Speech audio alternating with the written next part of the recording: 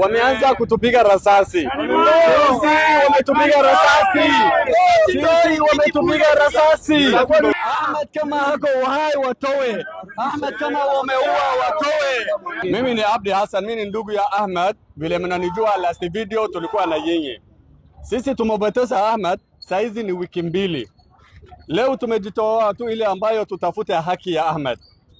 Sababu kutafuta haki ni kitu lazima. Sisi tujakosea mtu na tujafanya chochote kuhusu ambayo anasema tu umeharibu mali ya watu ama nini.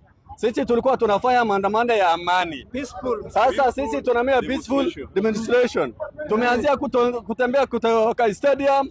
Sasa wakati tunaelekea tu kwa ofisi ya governor, tulikuwa tunatafuta haki ya Ahmed.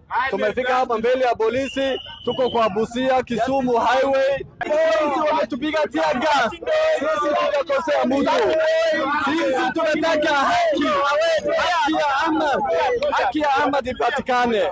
Naomba kwa serikali, naomba Rais Ruto, naomba tu yoyote ambayo hako na uwezo ya kutafuta haki ya binadamu atafute tu haki ya Ahmed. Ahmed ni kijana mdogo. Ahmed hajakosea mtu. Ahmed sio mwanasiasa. Ahmed sio mtu ambaye unasema ni mtu ya dini fulani. Ahmed ni mtu mwanabiashara ambaye anatafuta riziki halali kwa njia halali.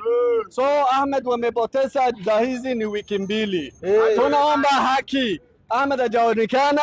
Ahmed tujaongelesha kwa simu, tujasikia sauti yake. Ahmed tujibe ya hako. Ahmed kama hako uhai watoe. Ahmed kama wameua watoe. Tunaomba tu haki ya Busia.